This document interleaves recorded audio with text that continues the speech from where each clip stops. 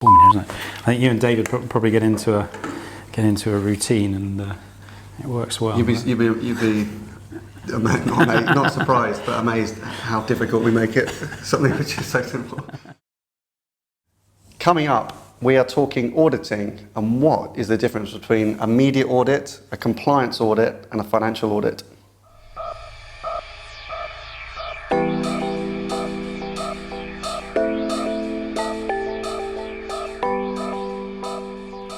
Hi and welcome to IDCom's Media Snack, episode 41. So today we're talking about the biggest 5-letter word in media, which is audit. We're going to look at understanding the different types of audit, because there's a huge confusion across all these different types of media auditing. Secondly, how it works, and perhaps why you should do it. And I think thirdly, most importantly, how it can contribute to better quality relationships with agencies. All coming up on today's Media Snack in just the time it takes to eat a sandwich. Great, so let's dig straight into that. I'm delighted to be joined by somebody who knows quite a lot about this area, thankfully, more than me. This is Adrian Jenkins, who is the founder and director of Financial Progression, which is a contract compliance auditing firm that we work with on a lot of clients. Just tell us quickly about Financial Progression. So we are, I suppose, small and perfectly formed. We're a firm of chartered accountants. We're based here in the UK, just outside London, and we've been going for about 8 years now. And we basically audit all types of agencies all over the world for a wide variety of different clients. Yeah. So you are hopefully perfectly qualified to help us understand the big question around media auditing, which is actually what is media auditing, and we're talking about media specifically today. Yep. Because what a lot of people call media auditing is actually benchmarking the prices of media. Yes. And people that do that call themselves auditors, although perhaps they're not really auditors.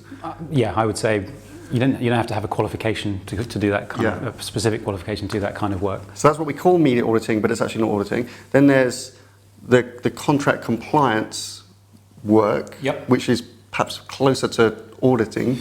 It is auditing, yes, yeah. But it's auditing a contract.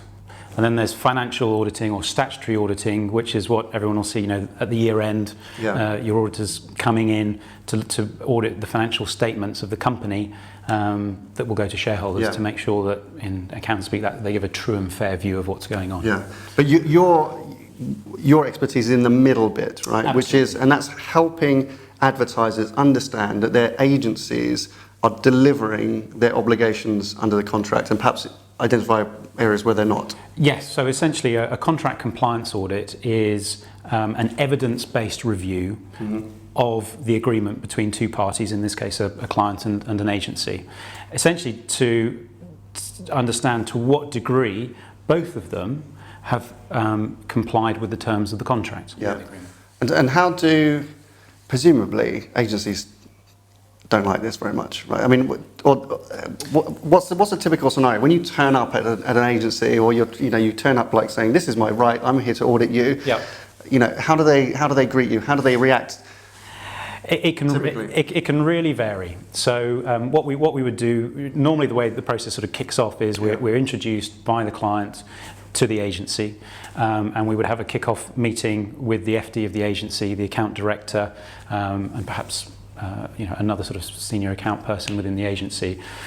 If it's and we sort of introduce ourselves, who we are, how we go about things, and then sort of say, look, this is what we understand the scope to be, and that's then and then it's at that point where you'll sort of find out quite how the agency's feeling about things. Yeah.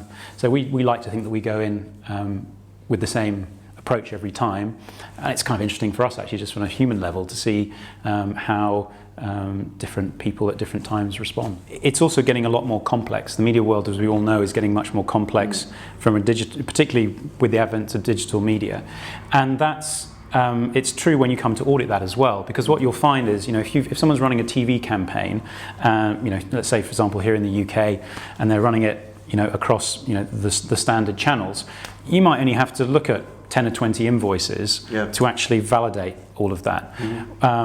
And what's charged is always going to be what's on that invoice. Whereas digital, it's a bit like production in that it's an estimate up front, and then it needs to be reconciled at the back end.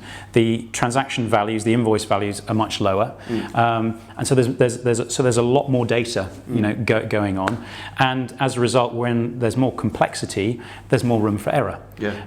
So what we do find quite a bit actually is when we go in and look at clients that are being charged on a commission basis, and let's say it's a different commission depending on media type, sometimes those rates can get loaded up into the system, into the media booking system incorrectly.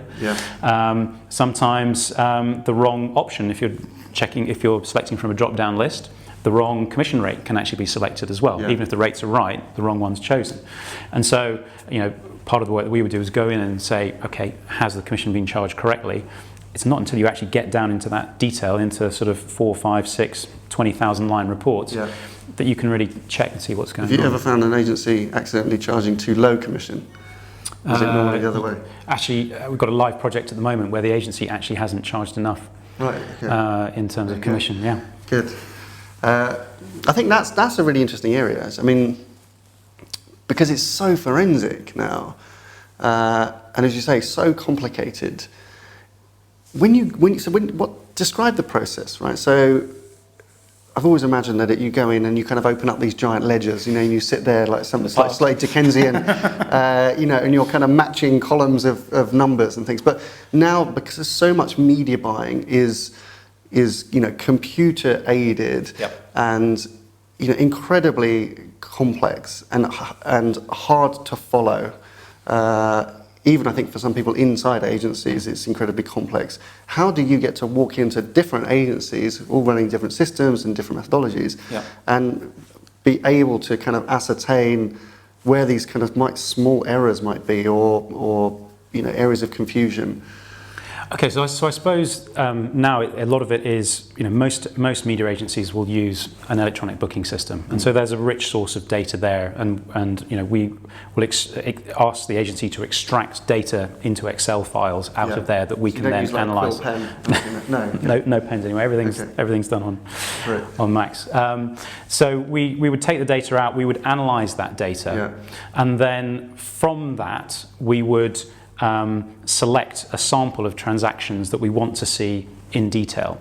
So we'll then sort of say, I don't know, let's say for the sake of argument, 20% by value of the transactions, we say to the agency, okay, can you provide supporting invoices, media owner invoices, production invoices, etc., to support those charges to the client? And then we would actually go in and literally trawl through all those invoices.